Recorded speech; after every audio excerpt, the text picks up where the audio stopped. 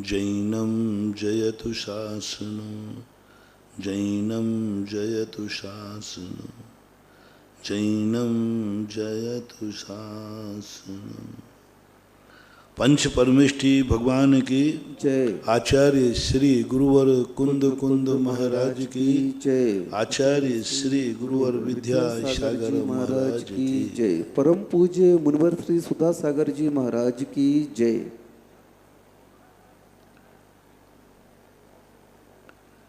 जैन धर्म को श्रमण धर्म के नाम से भी जानते हैं। जितने भी धर्म की परिभाषाएं बनाई जैन धर्म ने, उन सभी धर्मों में हमें अधिकार दिया गया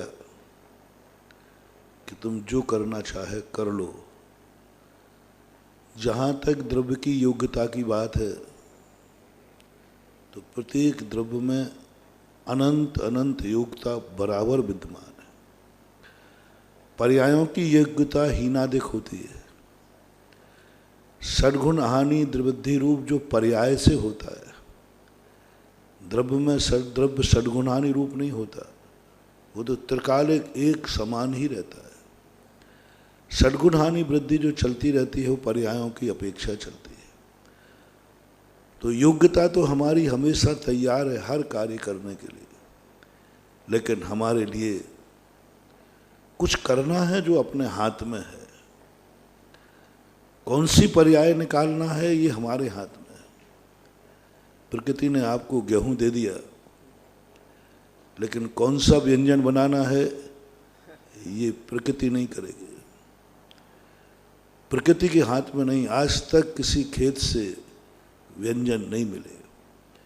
भोग भूमि में मिलते हैं, वे उनके अतीत का पुरुषार्थ है। लेकिन कर्म भूमि में तो कोई खेत रोटी नहीं देता, कोई खेत भोजन व्यंजन नहीं देता, गेहूं जरूर देता है। अब निर्णय हमें करना है कि हमें क्या बनाना है। हमारा द्रव्य, हमारा आत्मा गेहूं के समान है। उसके अंदर योग्यताएं अनंत भरी हैं। फैसला हमें करना है कि तुम्हें खाना क्या है, कौन सी पर्याय चाहिए। ये सब का सब हमारे, इसलिए उसको श्रमण संस्कृत है। श्रमण आने जो अपनी इच्छानुसार अपनी पर्यायें निकालता है, अपनी इच्छानुसार पर्याय निकालता है, उसको बोलते हैं श्रमण। श्रम धातु से बना है, परिश्रम करता है। चारित्र को भी हमारे यहाँ धर्म कहा, दर्शन मूलो धम्मो कहा, दया विशुद्धो धम्मो कहा, वत्तु सहाबो धम्मो कहा। जितने भी रूप हैं सब हमें कुछ संकेत दे रहे हैं, कुछ कर रहे हैं। इसलिए अपन विगत दिनों से समझ रहे हैं हमारी जिंदगी का अनेक अशुभों में एक अशुभ है नियतवाद।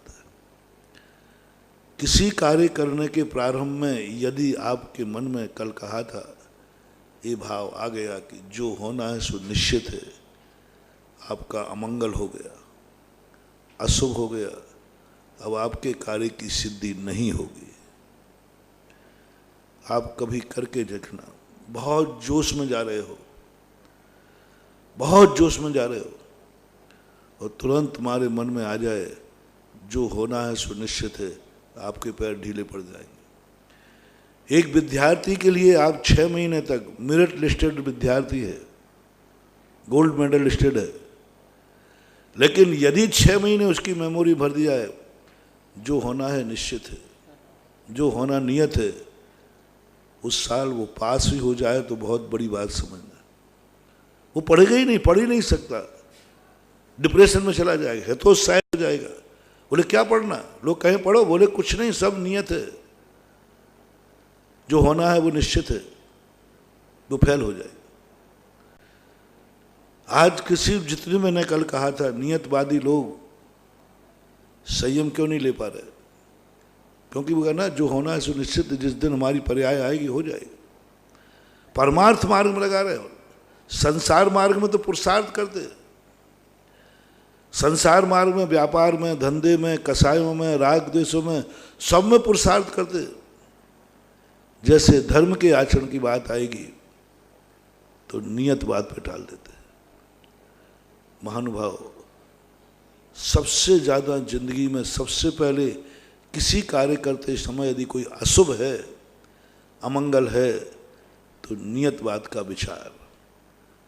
अपशकुन की बात नहीं कर रहा हूं, पहला अपशकुन हो गया, पहला तुम्हारे फैल होने का निर्णय हो गया, क्योंकि तुमने सब कुछ नियत के ऊपर टाल दिया। ये विचार कभी मत आने देना। सबसे पहले हमारे आत्मा का यह विचार हमारे कार्य के लिए अमंगल है। दूसरा मंगल बाद में होता है, पहले अपना मंगल। दूसरा मंगल बाद में होता है, पहले स्वयं मंगल। ये विचार यदि तुम्हारे मन में आ गया, अमंगल हो गया। दूसरा कल कहा था, किसी कार्य को करते समय यदि भाग्य की बात ध्यान में आ गई और दूसरे के ऊपर भरोसा हो गया, यह काम हमारा फलाना व्यक्ति करेगा, मैं तो नहीं कर पाऊंगा, दूसरे के अधीन है, ये दूसरा अमंगल हो गया आपके।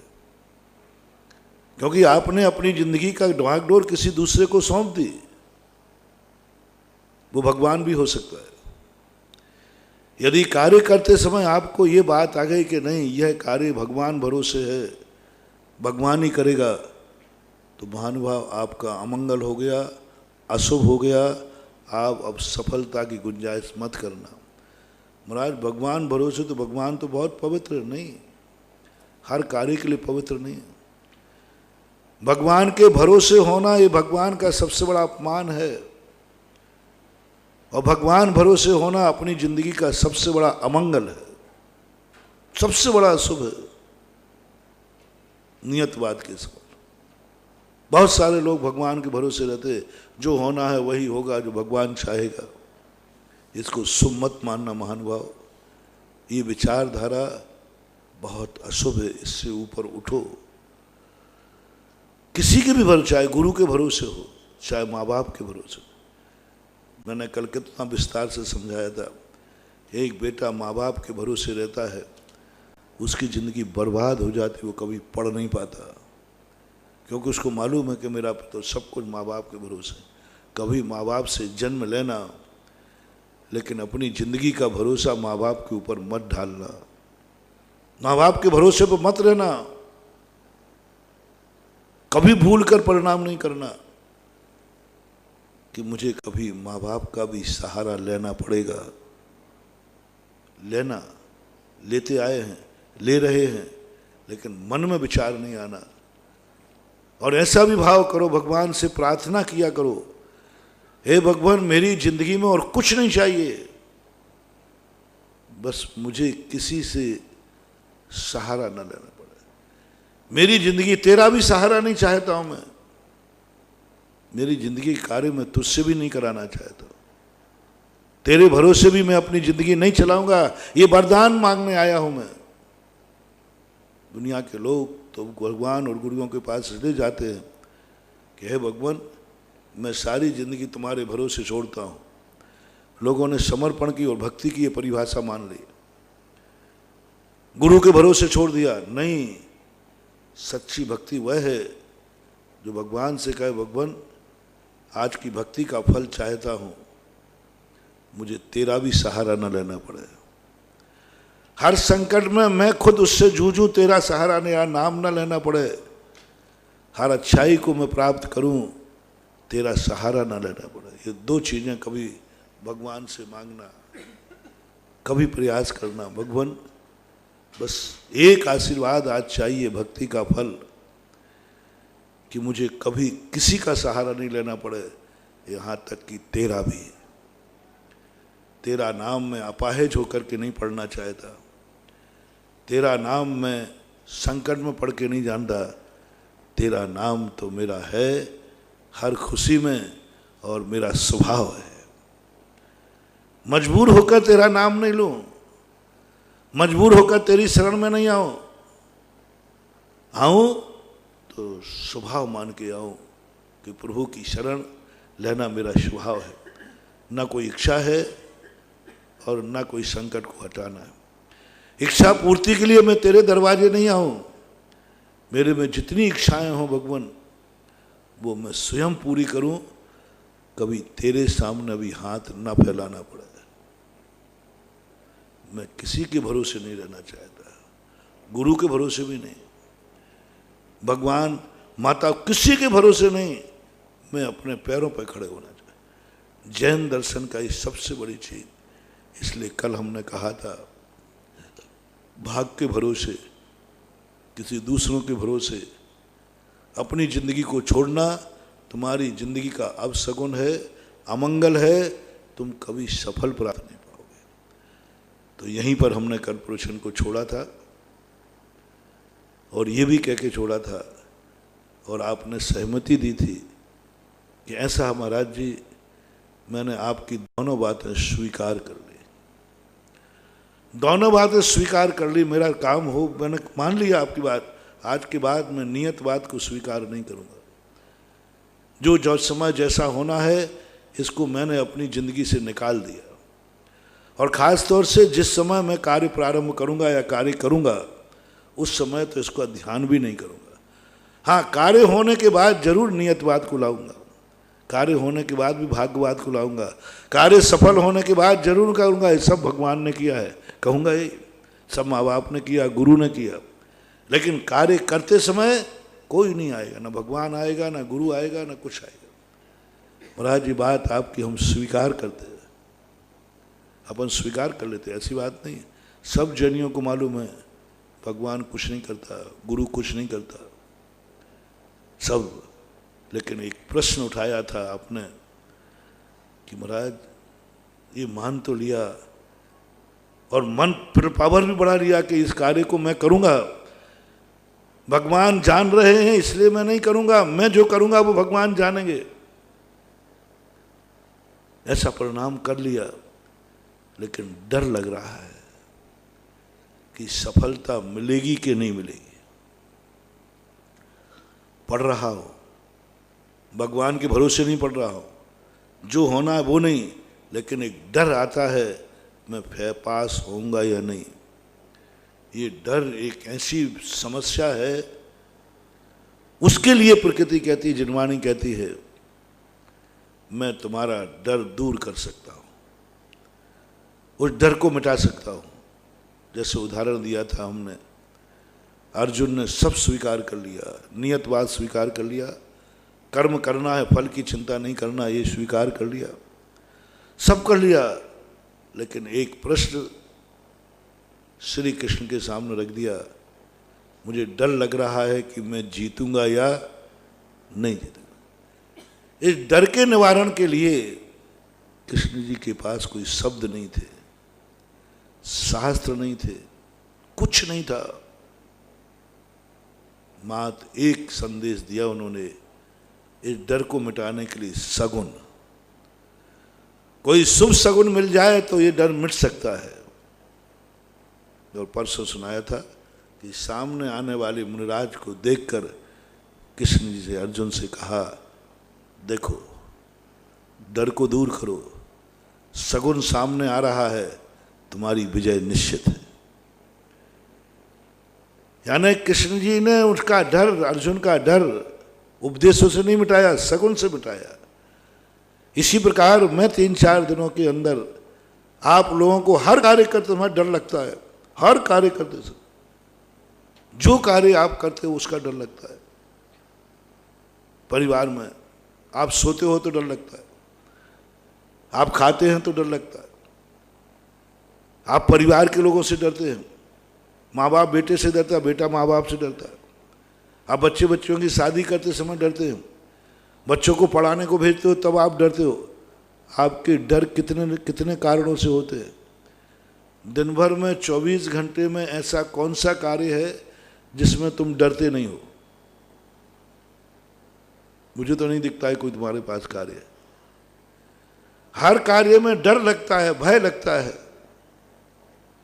अब इसको मिटाने का एक तरीका है कि तुम जिस कार्य को करने जा रहे हो उसका सगुन हो जाए, सगुन हो जाए। एक सगुन जो होते हैं प्रकृति प्रदत्त होते हैं, कुदरत से होते हैं, अनायास होते हैं। एक सगुन वो है जो हमारे हाथ में है। हम अपने अंदर जब चाहें तब वो सगुन हो सकता है। एक सगुन तो वो जो प्रकृति से भरा कलश कोई निकल के निकल जाए कुदरत से, कोई नौला सामने से निकल जाए कुदरत से, कोई गाय दूध पिलाते हुए मिल जाए कुदरत से, कोई राजा हाथी गज आदि आ जाए कुदरत से। ये सब कुदरती है, तुम्हारे हाथ में नहीं है। लेकिन डर तो कुदरती नहीं है ना। डर तो कभी कभी नहीं आता, हमेशा बना रहता है। कैसे करें, भरा कलश कहां से लाऊं, कोई पनिहारन आ जाए तो कुदरत से आ जाए। क्या जब तक पनिहारन हानगे से नहीं निकले तो गाड़ी चलेगी नहीं? क्योंकि हमने कह दिया कोई कार्य करने के पहले, अब एक ही बात है, सगुन। कितनी गाड़ियां चलती हैं दिन भर में और कितनों के सामने भरा कलश निकलता है? एक हाथ कुदरत से। कितनों के सामने नौला गुजरता है, कितने के सामने हाथी गुजरता है, लेकिन फिर भी कार्य सफल हो जाते हैं। एक सगुन जो तुम्हें दे रहा हूं विगत 2 दिनों से 3 दिनों से, वो सगुन अपने पास है, अपने पास है। हम चाहें तो वो सगुन 24 घंटे रख सकते हैं। बस वही सगुन जो अपनी तरफ से उत्पन्न होगा, अपन को पैदा करना है, अपने पास रखना है। तुम किस संकट से दूर होना चाहते हो, तुम किस बुराई से दूर होना चाहते हो, तुम कौन सी अच्छाई चाहते हो, पहले फैसला करो।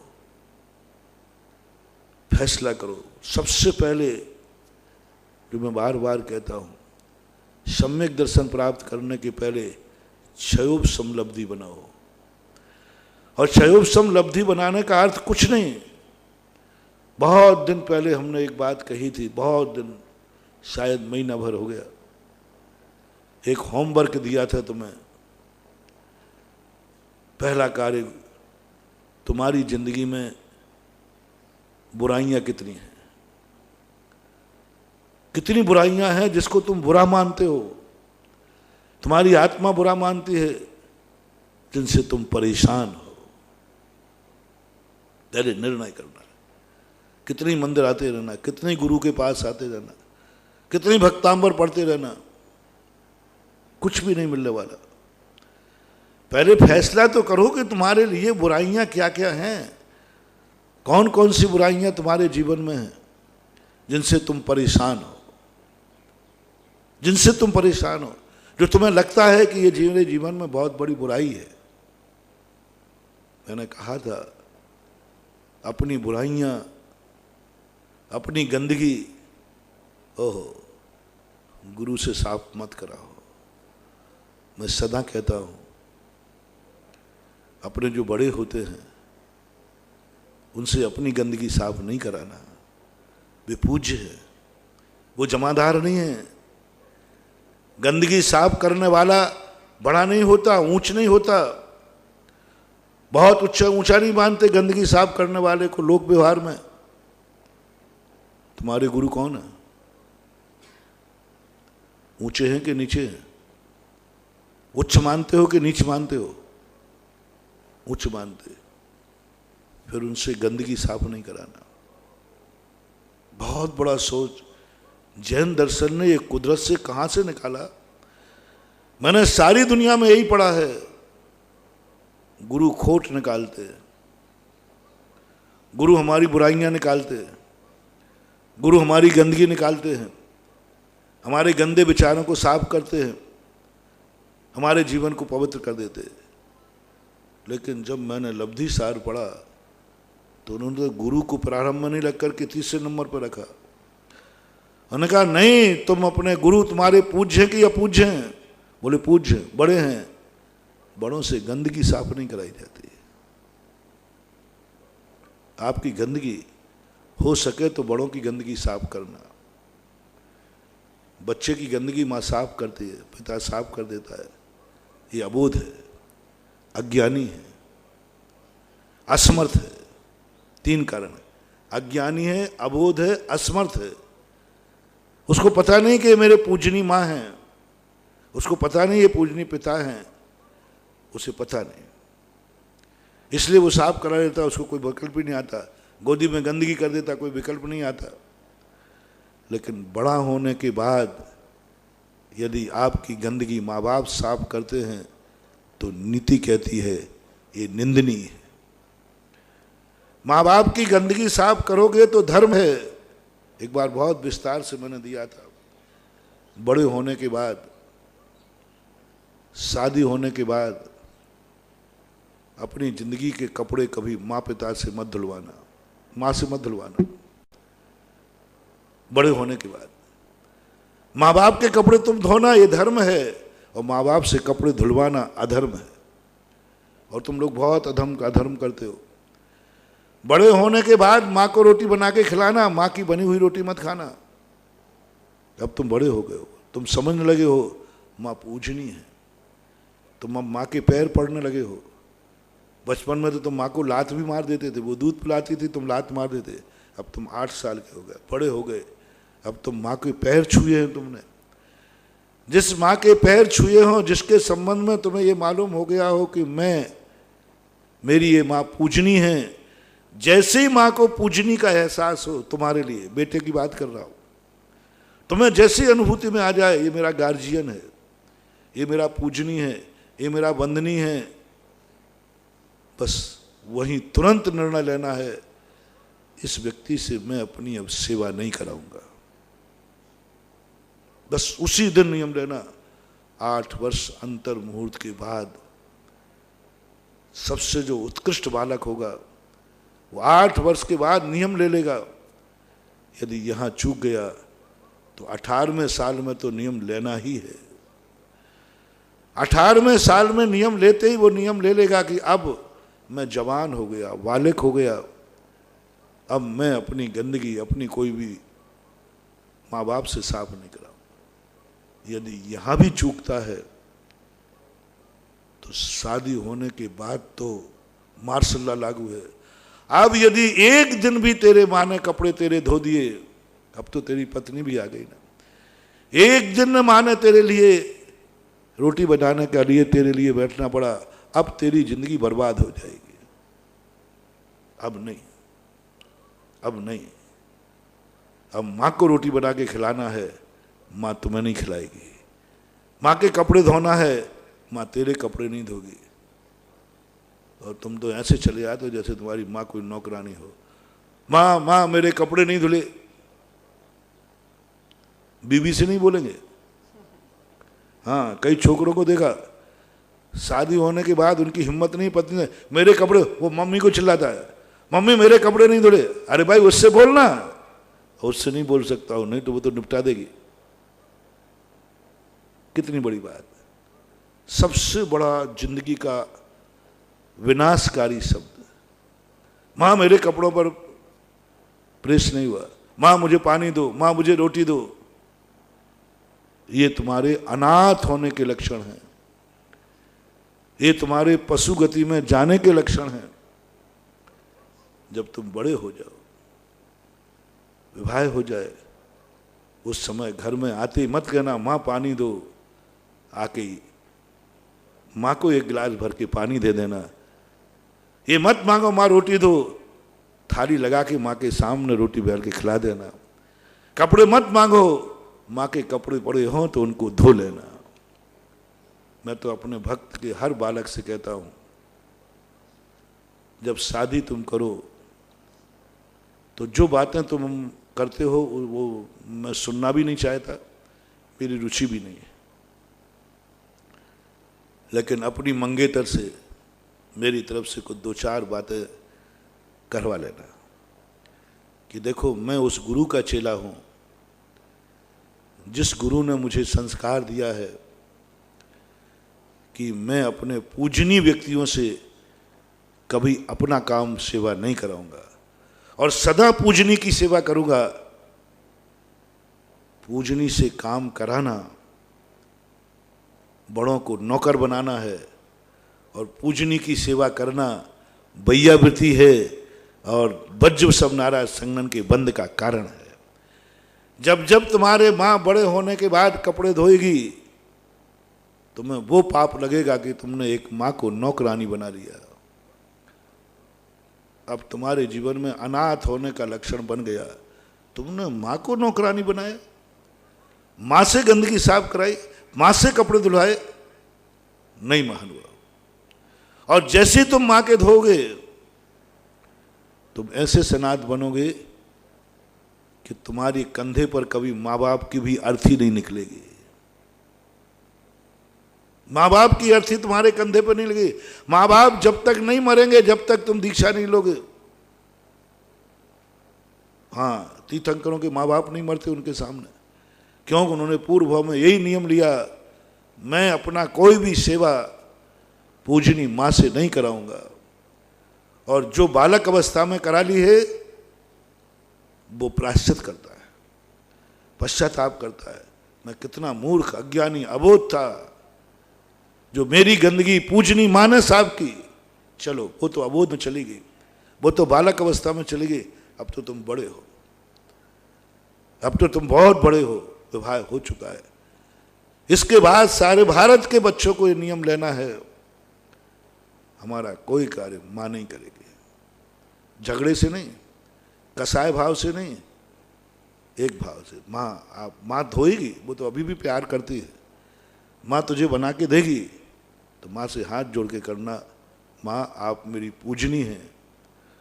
और हमारे गुरु ने कहा है, पूजनी व्यक्ति की सेवा की जाती है, पूजनी से सेवा कराई नहीं जाती। तुम तो वही ध्यान रखना, मुनिराज को आहार कराना धर्म है या मुनिराज से हाथ से आहार करना धर्म है। तुम तो इतने दिन से भोजन करा रहे हो, एक आध महाराज जी आप भी बना के खिलाओ ना हम लोगों को, है ना। आत्मा गवाह देगी, खा लोगे बर्बाद हो जाओगे। एक दाना यदि भाव भी आ गया, खाने की तो बात छोड़ो, भाव भी आ गया, वो दाना कच्चे पारे के समान जिंदगी में बहुत दुख देगा, अभिशाप बन जाएगा। और वही दाना तुम अंजलि भर भर के महीनों सालों से महाराज को खिलाते हो, तुम्हारी जिंदगी का ऐसा मंगल होता है, धन्य धन्य हो जाते हो। एक दाना महाराज से खाना और जिंदगी भर महाराज को खिलाना, वो दान है, ये अधर्म है। ये तो उदाहरण दे रहा हूं।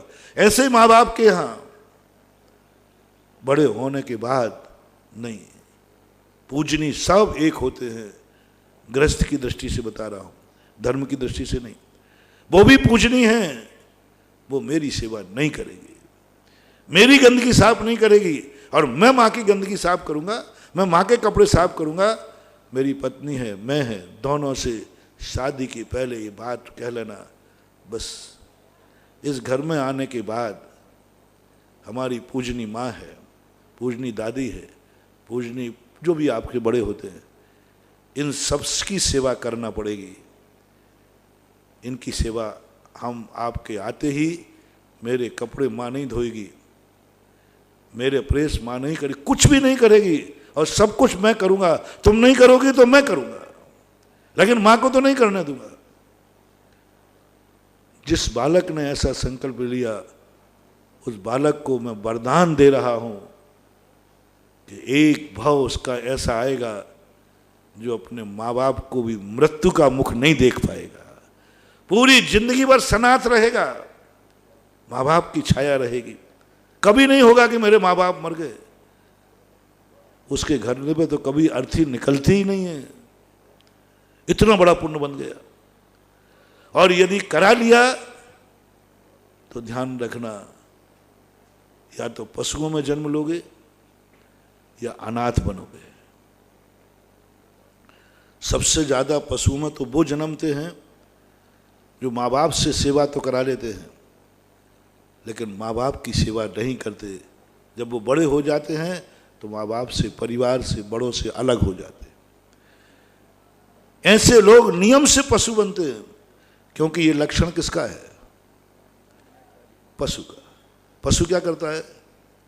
जन्म लेता है माँ से, माँ का दूध पीता है, माँ से अपनी जिंदगी की रक्षा कराता है, बड़ा हो जाता है और माँ बाप को छोड़ देता है, भूल जाता है।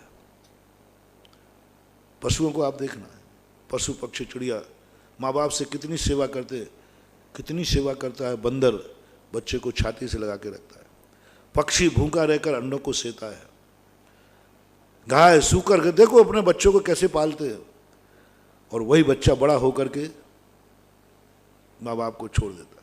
ये कौन है? वो ये कौन है जो पशुओं में जन्म लिया? ये वो ही हैं जिन्होंने जन्म तो माँ बाप से लिया, पाला माँ बाप ने, जवान माँ बाप में हुए, और जवान होने के बाद माँ बाप को बुढ़ापे में असहाय छोड़कर अलग हो गए। ये मर करके बनते हैं कुत्ते, बिल्ली, पशु, पशु बनते हैं। जन्म तो सबका माँ बाप से ही होता है, पशु का भी और तुम्हारा भी। फर्क कितना है पशु और मानव में कि मानव जिनसे जन्म लेता है उनके मरने के बाद अर्थी के चेटका को भी पूछता है। जहां माँ बाप का जलाते हैं ना, उस पर भी सम्मा जलाता है, उससे भी एक दीपक जला देता है, उसको भी पूछता है। और पशु कौन होता है? जो जीते जी अपने माँ बाप को छोड़ देता है।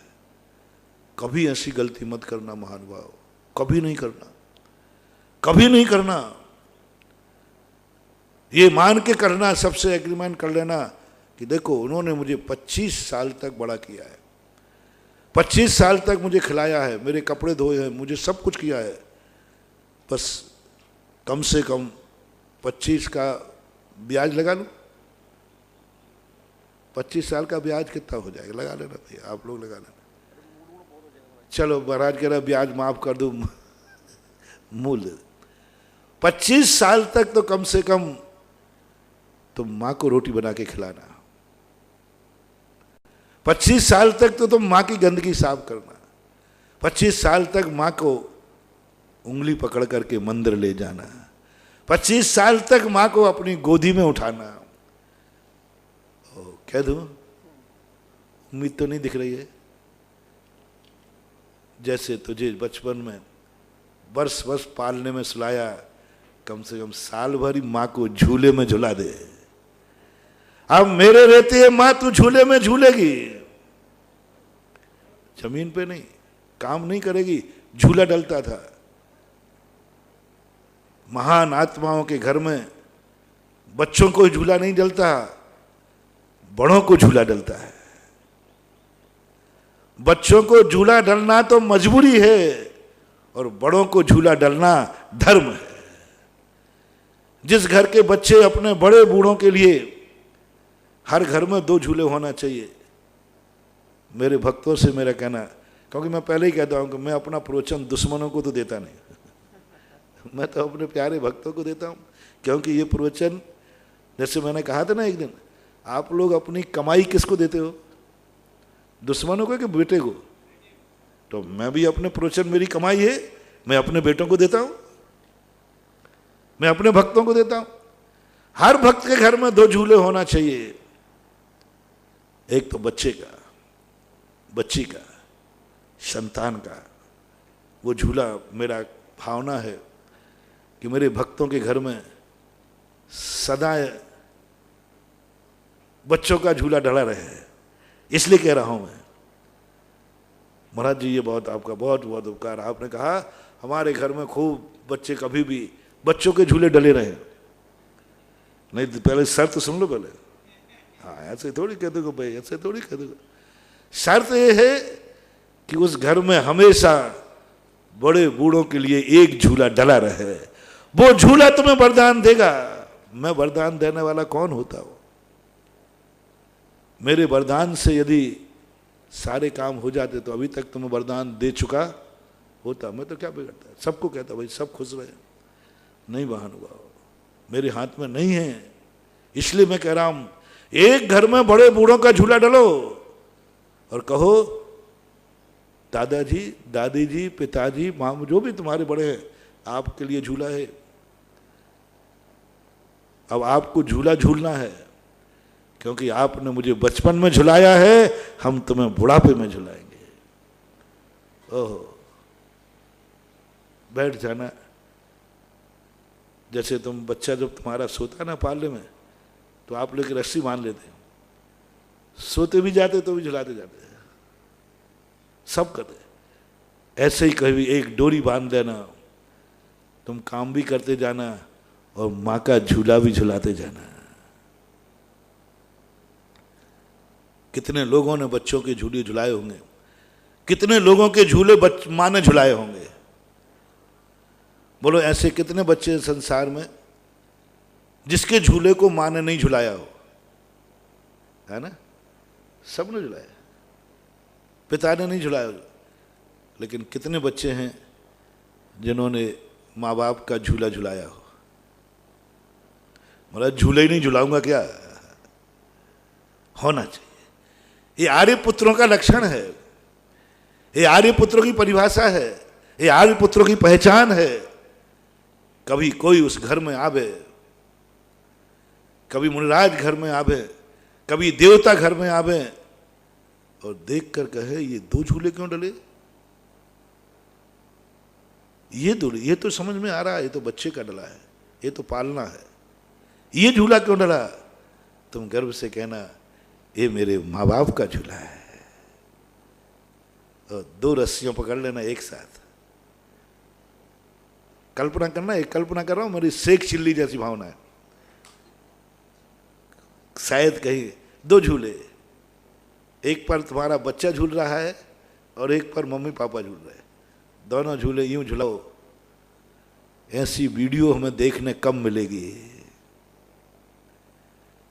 देख करके कहें ये है आर्य पुत्रों का घर, देवता भी कहना है कि ये है आर्य पुत्र। दो झूले झूल रहे एक साथ, एक और माँ बाप का झूला है, एक और बेटा बिटिया का झूला है, और दोनों झुला रहे हैं और बीच में बैठा है बालक। ये दोनों झूले बेटा तुम्हें ऐसा वरदान देंगे, ऐसा वरदान देंगे कि तुम्हारी कल्पना करना बहुत, इतना बड़ा वरदान मिलेगा। ये दोनों झूले देंगे, ये दोनों वारनाएं देंगे। क्योंकि आपने आज संसार में हर घर में बच्चों का झूला मिलता है, लेकिन अपने पूज्य पुरुषों का झूला घर में नहीं मिलता।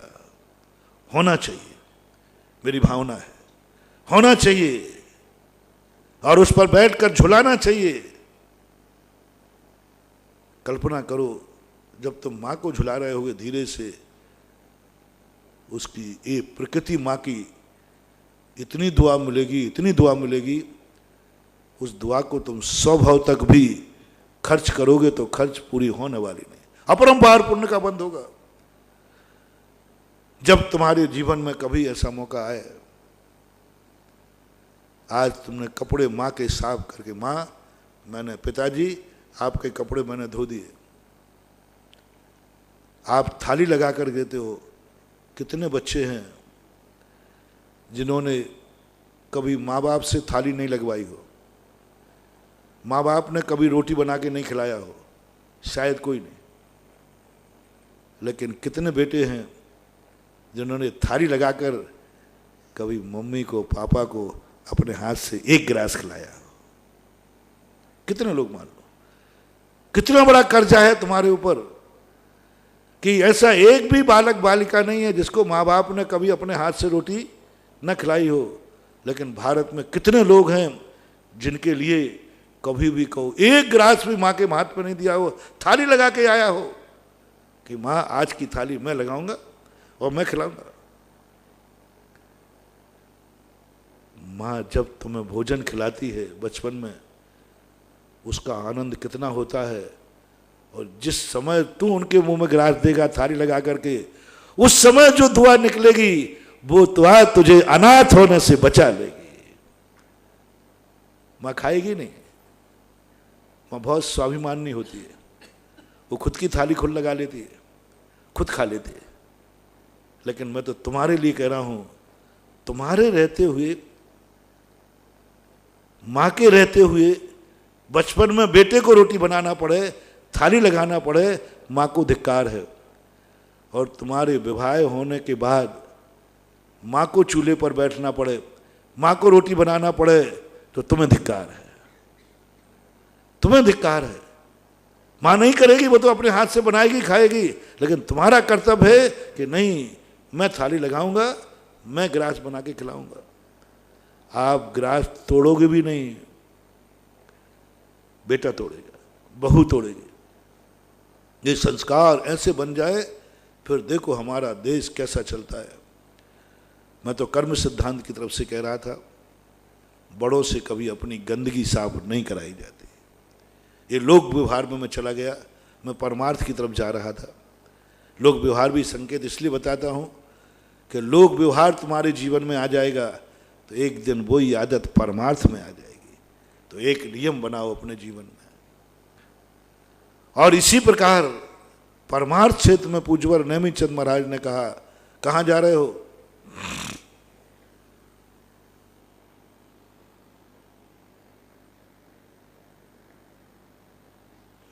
गुरु के पास जा रहा हूं। गुरु के पास जा रहा हूं। अच्छा, भगवान के पास जा रहा हूं। तो तुरंत नेमिचंद महाराज कहते हैं, गंदे होके मत जाना, मंदिर गंदे होके मत जाना, ये बाहर का नहाना क्या है? और कहीं जा रहे हो तो नहीं बोला जिनवानी ने। बोले कहाँ जा रहे?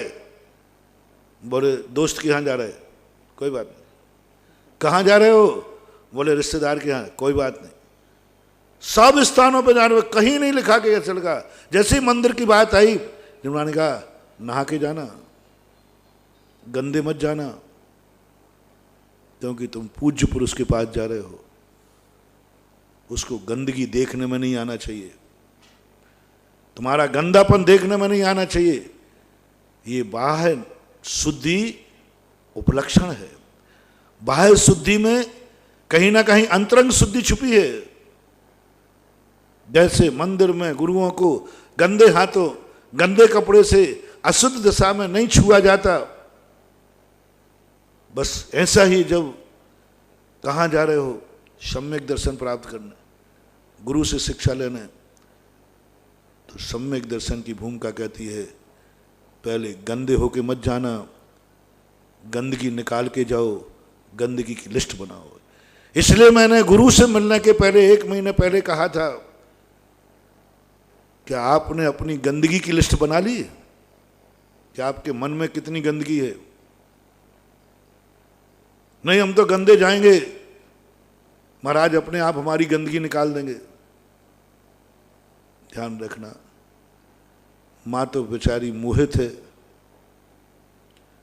वो अपना पद भूल जाएगी, पूज्यता भूल जाएगी और तेरी नाक पहुंच देगी, तेरी गंदगी पहुंच देगी।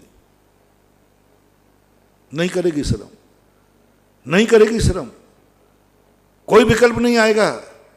माँ बच्चे को गंदगी होना नहीं देख पाएगी। लेकिन ये भगवान और गुरु है, ये गुरु है, तुम्हें गंदा देखकर मुंह फेर लेगा।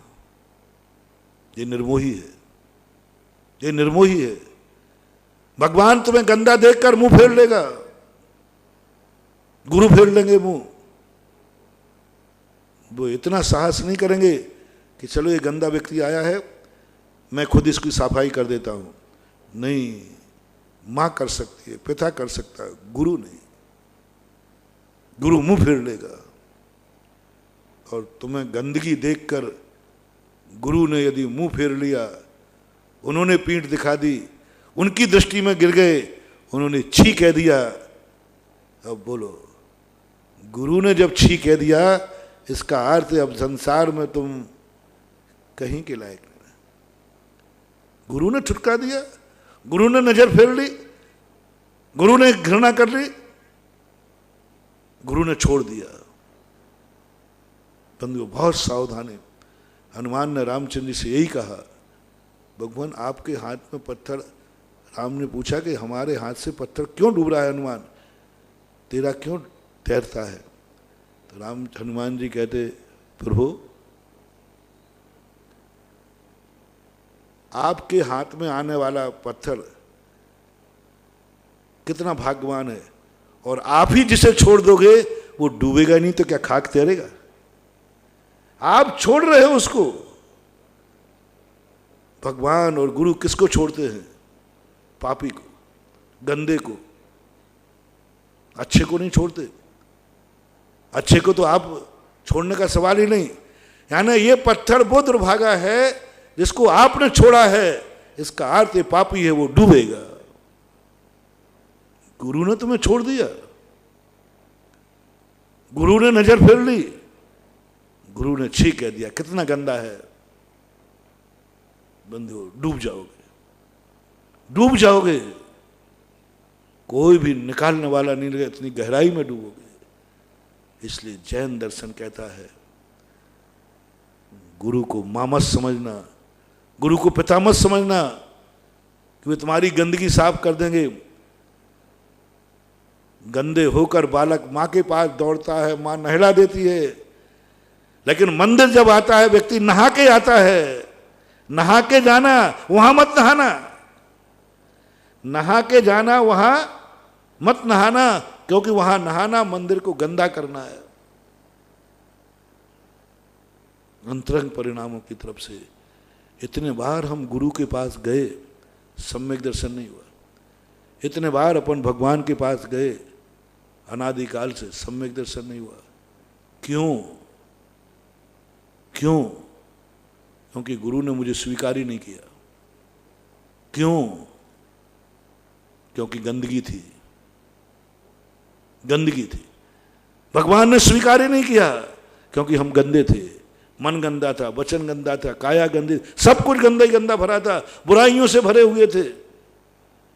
इसलिए नेमीचंद महाराज कहते पूज्यवर, गुरु दर्शन करने के पहले बुराइयों की लिस्ट बनाओ।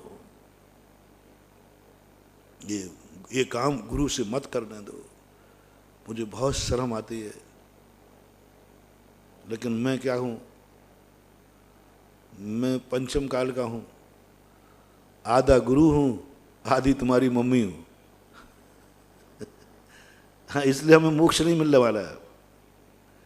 चौथे काल के महाराजों को तो मोक्ष हो जाता था क्योंकि वो पूरे महाराज होते थे। उनको कोई लेना देना नहीं है, कोई लेना देना नहीं है। वे तुरंत मुंह फेर लेते थे। वे कहते थे कुछ नहीं, मुझे इससे कोई लेना देना नहीं है। नहीं नहा के आया तो मैं नहाने वाला नहीं हूं, मैं इसकी तरफ देखूंगा भी नहीं। गंदे आदमी को देखना भी मेरे लिए पसंद नहीं, क्योंकि मैं अपनी आंख को गंदा नहीं करना चाहता। लेकिन हम क्या करें, पंचम काल में हैं, तुम्हारे बीच में रहते हैं, इसलिए आधे बैरागी हैं और आधे रागी हैं। तो फिर मैं बैठ जाता हूं तुम्हें नहाने के लिए, मैं बैठ जाता हूं नहाने के लिए। तुम गुटखा खाते हो, ये गंदगी है, मैं छुड़ाने बैठ जाता हूं। महावीर नहीं छुड़ाएंगे, महावीर 100 बार खा, मर मुझे क्या लेना देना। वो कभी नहीं छुड़ा, तो मौन ले लेते हैं, मौन ले लेते हैं, क्योंकि वो पक्के मुनिराज हैं, पूर्ण गुरु हैं, उसी घाव में मोक्ष प्राप्त करेंगे। उन्होंने आज तक महावीर ने किसी का कुछ नहीं छुड़ाया, एक भी नियम महावीर ने किसी ने दिया नहीं। जो बड़े बड़े महाराज हुए, जो तुरंत मोक्षगामी हुए, उन्होंने किसी को कोई बुराई नहीं छुड़ाई, कोई किसी का नशा नहीं छुड़ाया, किसी को दीक्षा नहीं दी, कुछ नहीं। वो कहते मैं नहीं करूंगा अपने गंदे हाथ, मैं नहीं छुड़ाऊंगा गंदगी, मैं अपने प्रवचनों में गंदगी छुड़ाने का बात नहीं कहूंगा। 6 द्रव्य 7 तत्व 9 पदार्थों को शुरुआत किया प्रवचन। लेकिन हम लोग जैसे महाराज, थोड़ा तुम्हारे प्रति माता पिता का भाव आ जाता है कि नहीं बेचारा गुटखा खा रहा है, मर जाएगा बेचारा, मर जाएगा बेचारा, चलो छुड़ा देते हैं। ये गंदगी छुड़ाना है। बहुत बड़ा दोष कर रहा हूं मैं, खुद गंदा हो रहा हूं, तुम्हें कितना बड़ा दोष लगेगा वो बात बता रहा हूं मैं। मैंने कहा रात्रि भोजन करता है, छुड़ा दो इसको। ये अभक्ष खाता है, शराब पीता है, छुड़ा दो इसको। ये मंदिर नहीं आता, नियम दे लो। ये सब गुरु का कार्य नहीं है, ये माता पिता का कार्य है। ये वीतरागता नहीं है, ये राग है, और हम लोगों में, पंचम काल के जीवों में, महाराजों में ये गुण आ गया, माता पिता का गुण आ गया, इसलिए मोक्ष के दरवाजे बंद कर दिए। तुम गंदगी छुड़ाना बैठ जाते हो, तुम मुनिराज हो, जगत पूज्य हो, साधु परमेष्ठी हो, 3 लोक के पूजनीय आप हो, और आप गंदगी साफ कर रहे हो भक्तों की। जो प्रारंभ में मैंने कहा था, पूज्य पुरुष कवि, और वो भी दूसरे की गंदगी, अपनी गंदगी साफ करना सेठ भी करता है। बहुत बड़ा समझना इस बात को। अपनी खुद की गंदगी, जब टॉयलेट जाता है व्यक्ति तो स्वयं की गंदगी को अपने हाथ से साफ करता है, तो वो मेहतर तो नहीं हो जाएगा? सेठ ही रहेगा कि नहीं? हाँ से महाराज महाराज ही रहेंगे, क्योंकि अपनी खुद की गंदगी साफ करना तो चलेगा, लेकिन दूसरे की गंदगी साफ करना, बोलो सेठगिरी है कि कुछ दूसरी गिरी है? दूसरे की गंदगी साफ करना नीचा स्तर, आना ही पड़ेगा। इसलिए हम तुम्हारी गंदगी जब साफ करते, मैं अपनी बुराइयां छोड़ता हूं तब तक तो ठीक बनता है, बुराई छोड़ना चाहिए, साधना है, तपस्या है। लेकिन जब मैं तुम्हारी बुराई छुड़ाता हूं, जिनवाणी तुरंत कहती है ऊंचे से नीचे आ जा। दूसरे की गंदगी साफ कर रहा है, दूसरे की बुराइयां त्याग करा रहा है। मैं आपसे कहना चाहता हूं, चलो मुनिराज तो करुणा और उसमें चले गए, लेकिन तुम्हारा क्या होगा? तुमने गंदगी मुनिराज से साफ कराई, गुरुराज से साफ कराई, वो तुम्हारी बुराई निकालेंगे, अपनी जिंदगी में नेमीचंद महाराज ने ये बात कहकर के बहुत बड़ा संकेत दिलाया, नहीं, गुरु महाराज गुटखा त्याग नहीं कराएंगे, गुटखा त्याग करके महाराज के पास जाएंगे। रात्रि भोजन महाराज त्याग नहीं कराएंगे, रात्रि भोजन त्याग करके महाराज के पास जाएंगे। शराब महाराज त्याग नहीं कराएंगे, त्याग करके महाराज के पास जाऊंगा। नहा के जाऊंगा, तन से भी नहा के जाऊंगा, मन से भी नहा के जाऊंगा, वचन से भी नहा के जाऊंगा, और बुरी आदतों को भी धो करके जाऊंगा। फिर देखो गुरु के पास पहुंचो, देखो क्या आनंद मिलता है। गुरु का भंडार, गुरु का अमृत, गुरु की वो निधि। आज पंचम काल में हम कुछ नहीं दे पा रहे तुम्हें, क्योंकि हम बुराइयां ही बुराइयां त्याग करने पूरी जिंदगी निकल जाती है। कटोरा गंदा है। हमें आहार के समय, अब पहले कहते थे लोग कि महाराज जाते थे तो व्रत देते थे, अब आज के महाराज तो व्रत क्या, शराबी छुड़ा देवे, गुटखा छुड़ा देवे। बुराइयां छुड़ाने में जो काम तुम्हारे माँ बाप को करना था, जो काम तुम्हें खुद करना था, वो काम साधु को करना पड़ रहा है, और वो भी जैन कुल के लिए। शास्त्रों में आज तक किसी महाराज ने जैनी के लिए कुछ त्याग नहीं कराया। हमने शास्त्र पढ़े, कोई जैनी हो, उच्च कुलीन हो, उसके लिए शराब आदि त्याग कराना पड़े हो, रात्रि भोजन त्याग कराना पड़ा हो, नहीं।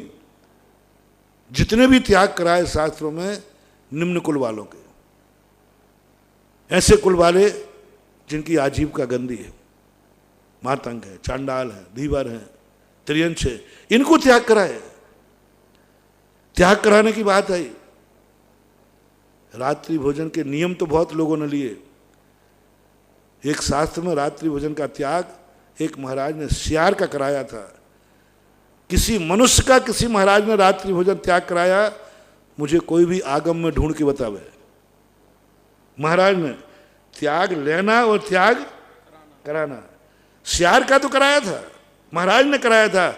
उस सियार ने कहा था तू रात में मत खाना। किसी मनुष्य में जैनी का बताओ, किसी जैनी को किसी महाराज ने रात्रि भोजन त्याग कराया? जैनी को त्याग कराया। मैं कह रहा हूं तुम रात्रि भोजन त्याग करो।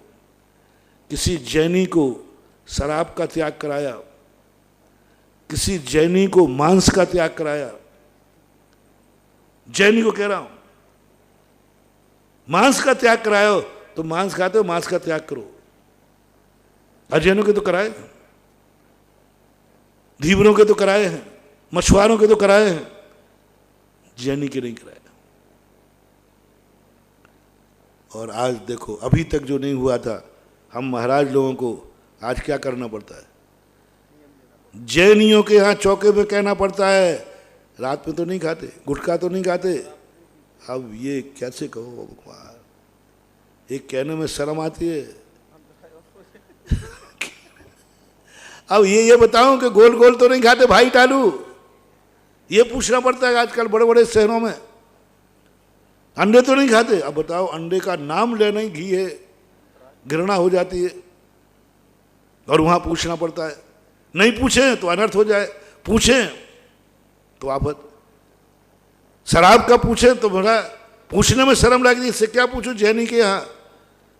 कई बार धोखा हो जाता है, पीने वाले भी दे देते नहीं पूछे तो ये कलयुग की बलिहारी समय आपका हो गया। अपन इसको समझेंगे कि अपने जीवन में अशुभ कहाँ से हो रहा है और शुभ कहाँ से शुरू होता है। महावीर भगवान की जय।